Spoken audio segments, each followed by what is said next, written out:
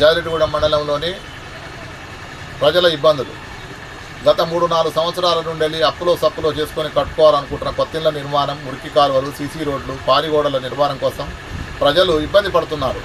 ఒక tractor తోలుకోవాలంటే tractor permission లేక, permission ఇచ్చేవాడు దిక్కులేక, ఇసుకే చాలా ఇబ్బంది ఉంది అని చెప్పేసి ఆ ట్రాక్టర్ ఓనర్లు, ట్రాక్టర్ డ్రైవర్లు చెప్పడం వల్ల ప్రజలు చాలా ఇబ్బంది పడుతూ ఇల్లు నిర్మించుకోలేక ఎక్కడి పరదాలు చిన్న చిన్న గుడ్డలు ముక్కలు కట్టుకొని తడకలాట వేసుకొని ఈ వర్షాకాలం జీవిస్తున్న పరిస్థితి మనం చూస్తూ ఉన్నాం. పాములు, పురుగులు తిరుగుతున్నా కూడా ఈ వరదలో ఇండ్లు మొత్తం మునిగిపోయి ఆగమవుతున్నా కూడా అలాంటి పరిస్థితిని కూడా అధిగమించి ప్రజలు జీవిస్తున్నారు. దయచేసి ఇప్పటికైనా ప్రభుత్వం వారు గుర్తించి ప్రజలకు ఇసుక తోలుకోవడానికి ట్రాక్టర్ వారికి, చిన్న చిన్న వాహనాల వారికి పర్మిషన్ ఇప్పించి ప్రజల అవస్థల్ని తీర్చవలసిందిగా ప్రభుత్వానికి విజ్ఞప్తి చేస్తున్నాం. లారీల కొద్ది ఇసుక ఇక్కడి నుంచి జారెడ్డిగూడెం మండలం నుంచి వేరే పవర్ ప్లాంట్ రీత్యా పేరుతో వంగమర్తి, మాదారం, నాగారం, జారెడ్డిగూడెం లాంటి గ్రామాల నుంచి అనేక లారీలు ఇక్కడి నుంచి తరలి వెళుతున్నా ప్రజలు ఏం పట్టించుకోవట్లేదు, వాటిని ఏం ఆపట్లేదు.